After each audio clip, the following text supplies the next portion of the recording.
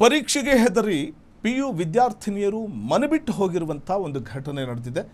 ಪೊಲೀಸರಿಗೆ ಸವಾಲಾಗಿರುವಂಥ ಒಂದು ಪ್ರಕರಣ ಇದು. ವಿದ್ಯಾರ್ಥಿನಿಯರು ಕಾಣೆಯಾಗಿರುವಂಥದ್ದು ಪೊಲೀಸರಿಗೆ ದೊಡ್ಡ ಸವಾಲಾಗಿದೆ. ಪಿಯು ವಿದ್ಯಾರ್ಥಿನಿಯರು ಪರೀಕ್ಷೆಗೆ ಹೆದರಿ ಮನೆಬಿಟ್ಟು ಹೋಗಿರುವಂಥ ಪ್ರಕರಣ ಇದು. ವಿದ್ಯಾರಣ್ಯಪುರ ವ್ಯಾಪ್ತಿಯಲ್ಲಿ ಇಬ್ಬರು ಸ್ಟೂಡೆಂಟ್ಸ್ಗಳು ಕಾಣೆಯಾಗಿದ್ದಾರೆ. ಸೆಕೆಂಡ್ ಪಿಯು ಓದುತ್ತಿದ್ದ ತನಿಷ್ಕಾ ಮತ್ತು ಫಸ್ಟ್ ಪಿಯು ಓದುತ್ತಿದ್ದ ತೇಜಸ್ವಿನಿ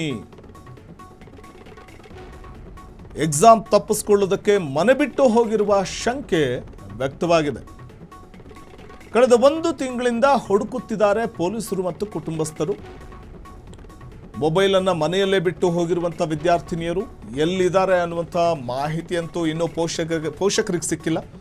ATM ಸೇರಿ ಏನೂ ತೆಗೆದುಕೊಂಡು ಹೋಗಿಲ್ಲ ವಿದ್ಯಾರ್ಥಿನಿಯರು. ಎಲ್ಲಿದ್ದಾರೆ ಹೇಗಿದ್ದಾರೆ ಅನ್ನುವಂಥದ್ದು ಗೊತ್ತಿಲ್ಲ. ಆಧಾರ್ ಕಾರ್ಡ್, ಕಾಲೇಜು ಬ್ಯಾಗ್ ಹಿಡಿದು ಇಬ್ಬರು ಕಾಣೆಯಾಗಿದ್ದಾರೆ. ಆಧಾರ್ ಕಾರ್ಡ್ ಮಾತ್ರ ಅವ್ರ ಬಳಿ ಇತ್ತು. ಜನವರಿ 31ರಂದು ಕಾಣೆಯಾಗಿದ್ದಾರೆ. ಪೊಲೀಸರಿಗೆ ಈ ಬಗ್ಗೆ ಮಾಹಿತಿ ನೀಡಲಾಗಿದೆ. ಕಳೆದ ವರ್ಷ ಪರೀಕ್ಷೆಗೆ ಹೆದರಿ ಮನೆ ಬಿಟ್ಟು ಹೋದಂತಹ ಇಬ್ಬರು ವಿದ್ಯಾರ್ಥಿನಿಯರು ನಾಪತ್ತೆಯಾಗಿದ್ದು, ಮತ್ತೊಂದು ಕಡೆ ವಿದ್ಯಾರ್ಥಿನಿಯರು ಪರೀಕ್ಷೆಗೆ ಹೆದರಿ ಮನೆ ಬಿಟ್ಟು ಹೋಗುವಂತಹ ಸಂದರ್ಭದಲ್ಲಿ ಎಲ್ಲಿ ಹೋದರು, ಆದರೆ ಕೆಲವೊಂದು CCTVಯ ಫೂಟೇಜ್ಗಳಲ್ಲಿ ವಿದ್ಯಾರ್ಥಿನಿಯರು ಎಲ್ಲಿಗೆ ಹೋಗ್ತಾ ಇದ್ದಾರೆ ಅನ್ನುವಂಥ ದೃಶ್ಯಗಳು ಲಭ್ಯ ಆಗಿದೆ. ಆ CCTVಯ ಫೂಟೇಜನ್ನು ನೀವು ಗಮನಿಸ್ಬೋದು. ವಿದ್ಯಾರ್ಥಿನಿಯರಿಬ್ಬರು ನಾಪತ್ತೆಯಾದ ದಿನ ತಾವು ಕಾಲೇಜಿಗೆ ಹೋಗಿ ಬರ್ತೀವಿ ಅಂತ ಹೊರಟವರು. ಸೆಕೆಂಡ್ PU ಓದ್ತಾ ಇದ್ದಂಥ ತನಿಷ್ಕಾ, ಫಸ್ಟ್ PU ಓದ್ತಾ ಇದ್ದಂಥ ತೇಜಸ್ವಿನಿ ಇಬ್ಬರು ಕೂಡ ಈ ಸಂದರ್ಭದಲ್ಲಿ ಅಲ್ಲಿಂದ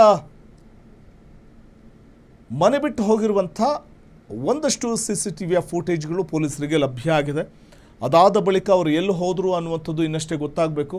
ಜೊತೆಗೆ ಆ ವಿದ್ಯಾರ್ಥಿನಿಯರು ಹೋಗುವ ವೇಳೆ ಇಬ್ಬರು ಯುವಕರು ಕೂಡ ಇದ್ದಾರೆ. ಬಹುಶಃ ಆ ಯುವಕರು ಅವರಿಗೆ ಪರಿಚಿತರೇ ಇರಬಹುದಾ? ಯಾಕಂದರೆ ಅವ್ರ ಜೊತೆ ಅವರು ಮುಂದೆ ಹೋಗ್ತಾ ಇರುವಂಥದ್ದು ನೋಡಿದಾಗ ಆ ಯುವಕರಿಗೆ ಗೊತ್ತಿರುವಂಥವ್ರು ಇರಬಹುದಾ? ಆ ಯುವಕರಂತೂ ತಮಗೂ ಅವ್ರಿಗೂ ಪರಿಚಯ ಇಲ್ಲ ಅನ್ನುವಂಥ ರೀತಿಯಲ್ಲಿ ಮುಂದೆ ಸಾಗ್ತಾ ಇದ್ದಾರೆ. ಅಂದರೆ ಇದೇನಾದರೂ ಮೊದಲೇನೆ ಪ್ಲ್ಯಾಂಡಾಗಿ ಏನಾದರೂ ಬಹುಶಃ ಇಲ್ಲೆಲ್ಲಾದರೂ CCTVಗಳು ಕಂಡ್ರೆ ನಮ್ಮ ಚಲನವಲನ ಗೊತ್ತಾಗಬಹುದು ಅನ್ನುವಂಥ ಕಾರಣಕ್ಕೆ ಪರಿಚಿತರೇ ಅಲ್ವೇನೋ ಅನ್ನುವಂಥ ರೀತಿಯಲ್ಲಿ ಸ್ಟೂಡೆಂಟ್ಸ್ಗಳು ಮುಂದೆ ಸಾಗ್ತಾ ಇದ್ರು. ಇಬ್ಬರು ವಿದ್ಯಾರ್ಥಿನಿಯರು ಕೂಡ ಅವರ ಜೊತೆಯೇ ಸಾಗ್ತಾ ಇರುವಂಥದ್ದು ನೋಡ್ಬೋದು.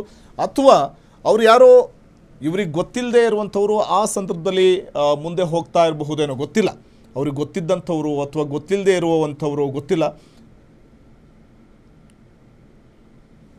ಮತ್ತಷ್ಟು ಮಾಹಿತಿನ ಪಡೆಯೋಣ ನಮ್ಮ ಪ್ರತಿನಿಧಿ ರೋಹನ್ ಅವರಿಂದ. ರೋಹನ್, ಪರೀಕ್ಷೆಗೆ ಹೆದರಿ ನಾಪತ್ತೆಯಾದಂಥ ಅಥವಾ ಮನೆ ಬಿಟ್ಟು ಹೋದಂಥ ವಿದ್ಯಾರ್ಥಿನಿಯರು ಎಲ್ಲಿ ಹೋದರು ಅನ್ನೋದರ ಕುರಿತಾಗಿ ಪೊಲೀಸರ ಇನ್ವೆಸ್ಟಿಗೇಷನ್ ಎಲ್ಲಿವರೆಗೆ ಬಂದಿದೆ? CCTV ಫೂಟೇಜಲ್ಲಿ ಒಂದಷ್ಟು ದೃಶ್ಯಗಳು ಲಭ್ಯ ಇರುವಂಥದ್ದು. ಅದರ ಜಾಡು ಹಿಡಿದ ಹೊರಟಂತಹ ಪೊಲೀಸರಿಗೆ ಏನಾದರೂ ಮಾಹಿತಿ ಲಭ್ಯ ಆಗ್ತಾ ಇದೆಯಾ ಅಂತ?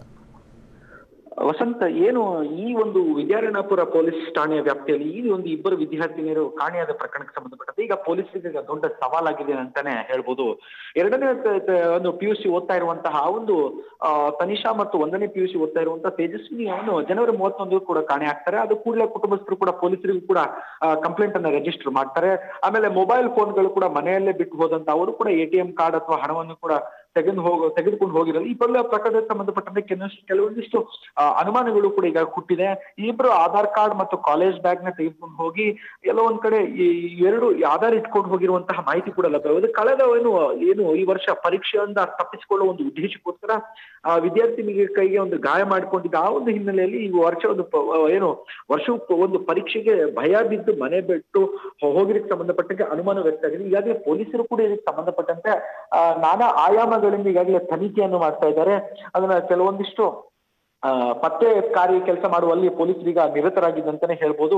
ವಸಂತ್, ಪರೀಕ್ಷೆಯ ಸಮೀಪದ ಹತ್ರ ಬರ್ತಾ ಇದ್ದಂತೆ ಜೂನಿಯರ್ ವಿದ್ಯಾರ್ಥಿಗಳೊಂದಿಗೆ ಪರಾರಿ ಆಗಿರುವ ಶಂಕೆಯೂ ಕೂಡ ಈಗಾಗಲೇ ವ್ಯಕ್ತವಾಗಿದೆ. ಕೆಲ ದಿನಗಳ ಹಿಂದೆ ಕೂಡ ಆ ಸ್ನೇಹಿತರಿಗೂ ಕೂಡ ಕರೆ ಮಾಡಿ ಒಂದು ವಿಚಾರಿಸಿದಾಗ ಮಹದೇಶ್ವರ ಬೆಟ್ಟದಲ್ಲಿದೆ ಎಂಬುದಕ್ಕಾಗಿ ತಿಳಿಸ್ತಾರೆ. ಆ ಬಳಿ ಕೂಡ ಇನ್ನೊಂದು ವಾರದಲ್ಲಿ ಕೂಡ ಸಂಪರ್ಕ ಸಿಗದೇ ಇದ್ದ ಕಾರಣದ ಅವರು ಹೀಗೆ ಪೋಷಕರು ಕೂಡ ಈಗಾಗಲೇ ದೂರನ್ನ ದಾಖಲೆ ಮಾಡಿದ್ದಾರೆ ಅಂತ ಹೇಳ್ಬೋದು. ವಸಂತ್, ರೋಹನ್, CCTV ಫೂಟೇಜ್ ನೋಡಿದಾಗ ಇಬ್ಬರು ವಿದ್ಯಾರ್ಥಿನಿಯರ ಜೊತೆಗೆ ಇಬ್ಬರು ಹುಡುಗರು ಕೂಡ ಹೋಗ್ತಾ ಇರುವಂಥದ್ದು. ಬಹುಶಃ ಅವ್ರಿಗೆ ಗೊತ್ತಿರುವಂಥವ್ರ ಆ ವಿದ್ಯಾರ್ಥಿನಿಯರಿಗೆ ಅಥವಾ ಇಲ್ವೋ ಅನ್ನುವಂಥದ್ದು ಇನ್ನಷ್ಟೇ ಗೊತ್ತಾಗಬೇಕು ಪೊಲೀಸರ ಇನ್ವೆಸ್ಟಿಗೇಷನಿಂದ. ಆದರೆ ಫುಟೇಜ್ ನೋಡಿದಾಗ ಅಂಥ ಒಂದು ಅನುಮಾನ ಬಂದ್ಬಿಡುತ್ತೆ ರೋಹನ್, ಗೊತ್ತಿರುವಂಥ ಹುಡುಗರೇ ಇರಬಹುದೇನೋ ಅನ್ನುವಂಥ ಅನುಮಾನ ಬಂದ್ಬಿಡುತ್ತೆ. ಖಂಡಿತ ವಸಂತ್, ಇದೇನಂದ್ರೆ ಈ ಒಂದು ಈ ಫುಟೇಜಸ್ ನ ಗಮನಿಸಿದಾಗ ಇದು ವ್ಯವಸ್ಥಿತವಾಗಿ ನಡೆದಿದೆ. ಆಮೇಲೆ ಇದು 50ಕ್ಕೂ ಹೆಚ್ಚು ಒಂದು ಸ್ಥಳಗಳಲ್ಲೂ ಕೂಡ ಈಗಾಗಲೇ ಪೊಲೀಸರು ಕೂಡ ಕಾರ್ಯಾಚರಣೆಯನ್ನ ಚುರುಕುಗೊಳಿಸಿದ್ದಾರೆ.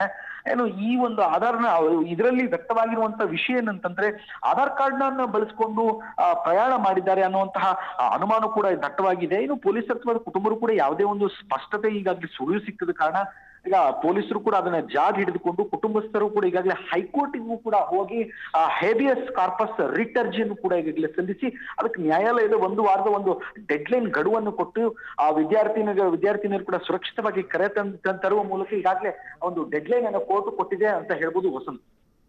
ಓಕೆ, ಧನ್ಯವಾದ ತಮ್ಮೆಲ್ಲ ಮಾಹಿತಿಗಾಗಿ ರೋಹನ್.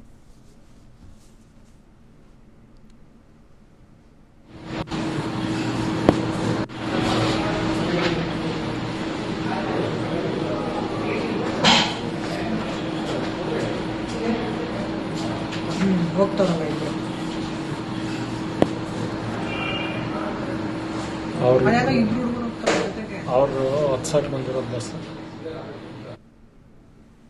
ಕ್ಷಣ ಕ್ಷಣದ ಸುದ್ದಿಗಳಿಗಾಗಿ ಫ್ರೀಡಂ ಟಿವಿ ಸಬ್ಸ್ಕ್ರೈಬ್ ಮಾಡಿ, ಲೈಕ್ ಮಾಡಿ ಹಾಗೂ ಫಾಲೋ ಮಾಡಿ. ಹೊಸ ಸುದ್ದಿಗಳ ನೋಟಿಫಿಕೇಶನ್ಗಾಗಿ ಬೆಲ್ ಐಕಾನ್ ಮೇಲೆ ಕ್ಲಿಕ್ ಮಾಡಿ.